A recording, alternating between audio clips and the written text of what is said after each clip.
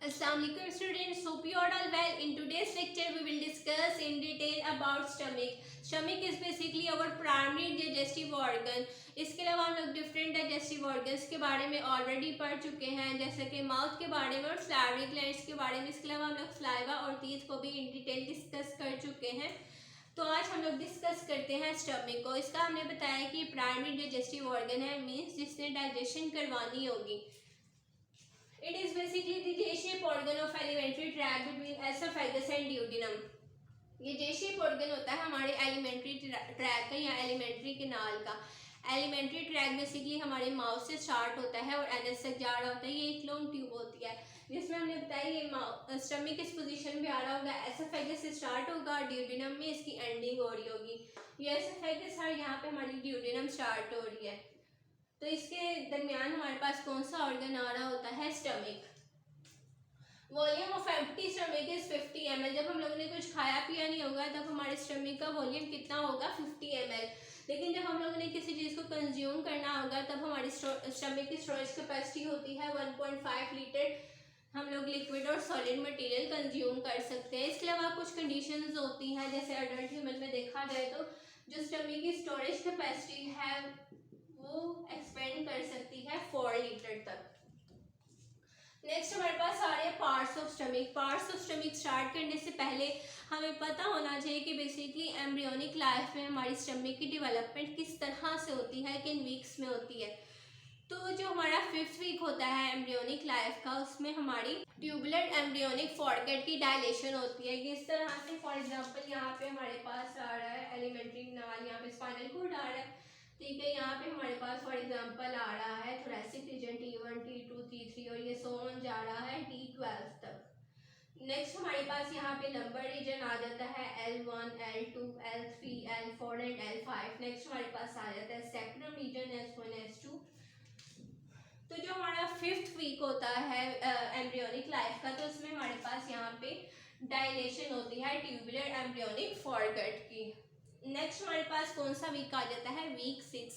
तो वीक 6 में हमारे पास जो प्रिमिटिव स्टमक होता है, स्टमक की इनिशियल पोजीशन कहाँ पर आ रही होती है, T10 और T12 के दरमियान। इस जगह पे हमारे स्टमक की पोजीशन आ रही होती है।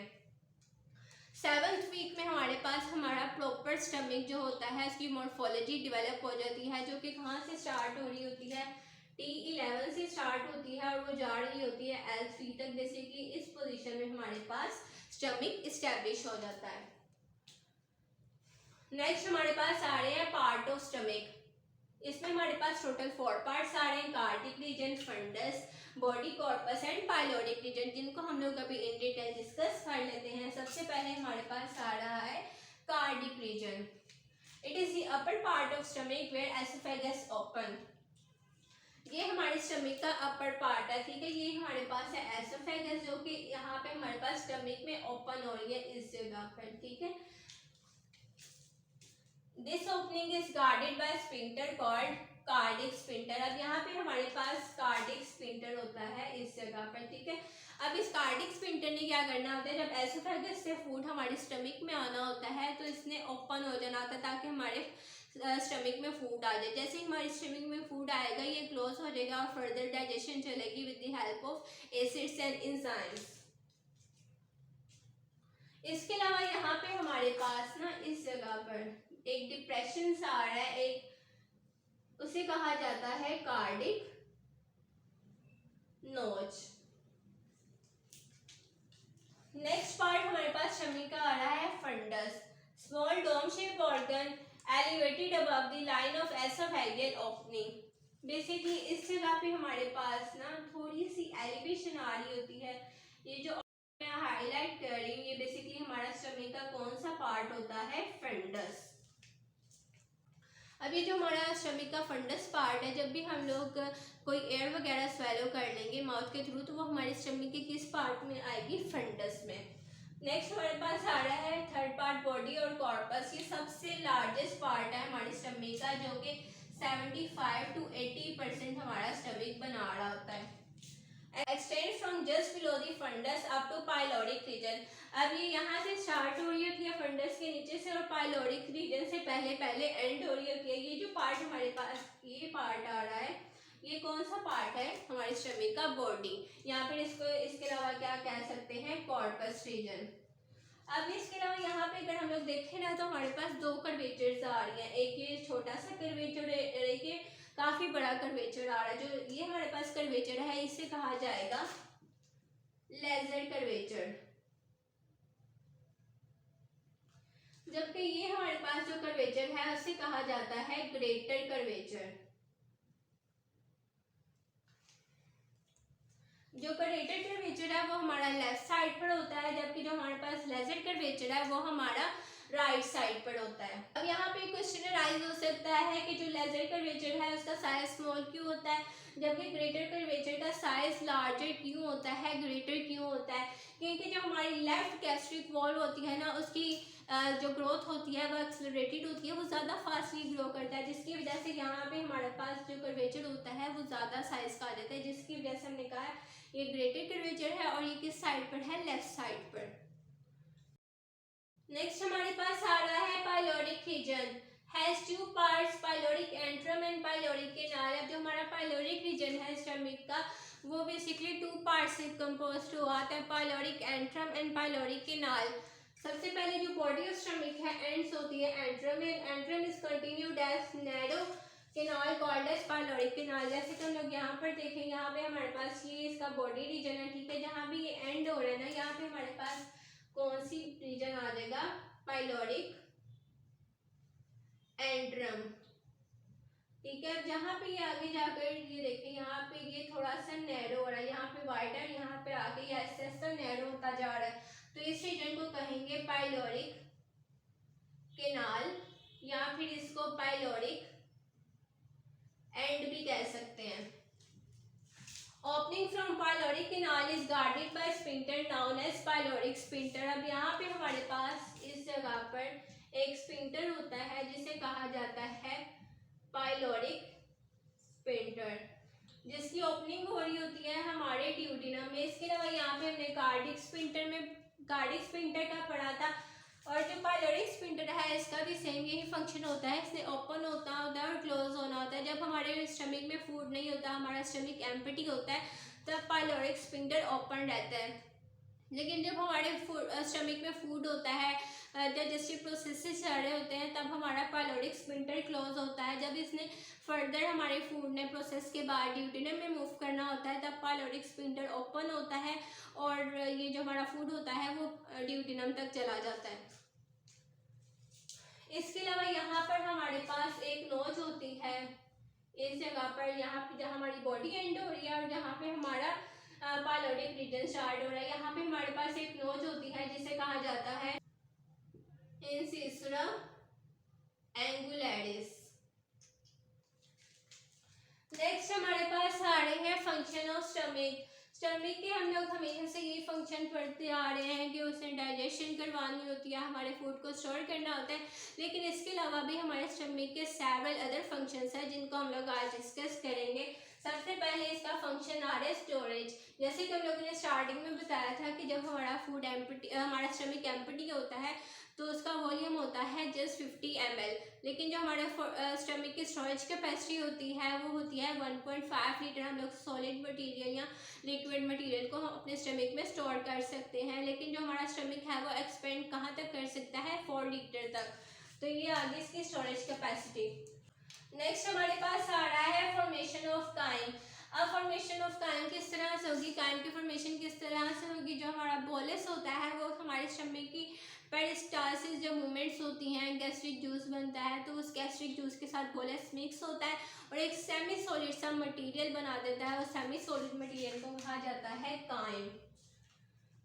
नेक्स्ट हमारे पास आ रहा है स्टमक का फंक्शन डाइजेशन, जिसमें हमारे पास डिफरेंट एसिड्स रिलीज होती हैं, एंजाइम्स रिलीज होते हैं और उसकी हेल्प से डाइजेस्टिव प्रोसेसेस चलते हैं। नेक्स्ट हमारे पास स्टमक का फंक्शन आ रहा है प्रोटेक्शन। अब हमारी स्टमक ने किस तरह से प्रोटेक्शन करनी होती है? अब इसमें हमारे पास गैस्ट्रिक जूसेस की हेल्प से बेसिकली प्रोटेक्शन होती है। जो हमारा गैस्ट्रिक जूस है वो बेसिकली एंटीसेप्टिक होता है बिकॉज ऑफ HCl। अब जो हमारा गैस्ट्रिक जूस होता है वो डिफरेंट चीज़ों से कंपोज हुआ होता है, जैसा कि HCl, लाइपेज, पेप्सिन। अब बेसिकली जो पेप्सिन होता है वो डायरेक्टली इसी फॉर्म में नहीं होता है। जो पेप्सिनोचिन होता है वो कन्वर्ट होता है पेप्सिन की फॉर्म में with the help of HCl, और देन ये प्रोटीन डाइजेशन में हेल्प आउट करता है। अब हमने बता रहे थे स्टमक का प्रोटेक्टिव फंक्शन, तो किस तरह से ये प्रोटेक्शन परफॉर्म करता है। जो गैस्ट्रिक जूस होता है वो एंटीसेप्टिक होता है। जब हम लोग अगर फूड में कोई बैक्टीरिया, माइक्रो ऑर्गेनिज्म इंटेक कर लेंगे तो हमने सबसे पहले बताया था कि हमारे स्लाइवा में लाइसोजाइम्स होते हैं जो कि उसको किल कर देंगे, जिनका एंटी बैक्टीरियल इफेक्ट होता है। लेकिन अगर वहाँ पर बैक्टीरिया स्किल नहीं हो पाते और हमारे फूड में स्टमक तक आ जाते हैं तो हमारे स्टमक में HCl होता है, गैस्ट्रिक जूस होता है जो कि डिफरेंट चीज़ों से, लाइपेज से, पेप्सिन से, HCl वगैरह से कंपोज हुआ होता है। उसने क्या करना होता है, इसको इनएक्टिव कर देना होता है, माइक्रो ऑर्गेनिज्म को या फिर किल कर देना होता है। नेक्स्ट हमारे पास इसका फंक्शन आ रहा है हिमेटोपोइटिक फंक्शन। अब हिमेटोपोइटिक फंक्शन इस तरह से परफॉर्म करता है कि जो हम लोग आयरन इंटेक करते हैं, कैल्शियम इंटेक करते हैं, या कोई भी वाइटामिन आ गए या कोई भी न्यूट्रिएंट्स आ गए तो इसकी एब्जॉर्प्शन करवाता है और उसकी एब्जॉर्प्शन को इम्प्रूव करता है। The last function is excretion. Excretion में जो भी टॉक्सिक सब्सटेंसेस आ गए, मेटल्स आ गई, अल्कलॉइड्स आ गए, तो इसकी with the help of gastric juice हमारी बॉडी से एक्सक्रीशन करवा देता है। नेक्स्ट हमारे पास आ रहा है स्ट्रक्चर ऑफ स्टमक वॉल। जो हमारी स्टमक वॉल है वो कंपोज हुई होती है बेसिकली 4 लेयर से, outer serous layer, muscular layer, submucous layer and inner mucous layer. जो सबसे हमारे पास आउटर लेयर आ रही है वो कौन सी लेयर आ रही है, सीरस लेयर। देन हमारे पास आ रही है मस्कुलर लेयर। अब जो ये मस्कुलर लेयर है ना, ये बनी होती है स्मूथ मसल फाइबर से। अब इस स्मूथ मसल फाइबर्स में बेसिकली हमारे पास जो सबसे इनर हमारे पास मस्कुलर लेयर आ जाएगी ना, वो हमारे पास आ जाएगी इनर ऑब्लिक लेयर। देन जो मिडल लेयर हमारे पास आ जाती है वो आती है मिडल सर्कुलर लेयर, और जो सबसे आउटर लेयर होती है वो हमारे पास होती है आउटर लॉन्गिट्यूडिनल लेयर।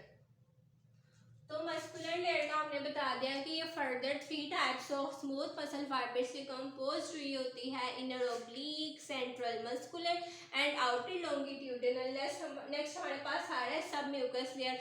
अब जो भी ब्लड वेसल्स होती हैं, नर्व सप्लाई होती है, या जो भी लिम्फ वेसल्स होती हैं वो बेसिकली कौन से रीजन में होती हैं, सब म्यूकस लेयर में। सब म्यूकस लेयर में हमारे पास क्या क्या आ गया, एक तो ब्लड वेसल्स आ गई, इसके अलावा इसमें आ जाती हैं लिम्फेटिक वेसल्स, इसके अलावा इसमें हमारे पास कुछ नर्व्स आ रही होती हैं जैसा कि Meissner nerves.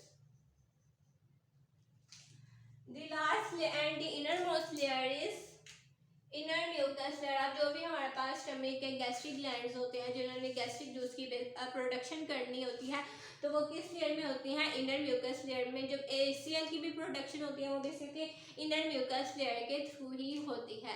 In the next lecture we will discuss about the gastric glands of stomach. Hope so you have understood this lecture. If you have any curious question you can ask me on Instagram or in comment section. Instagram ID is attached in description box of my YouTube channel. So अगर अभी तक आपने मेरे YouTube channel को subscribe नहीं किया तो उसे लाइक, सब्सक्राइब और शेयर कर दीजिएगा। Thank you so much.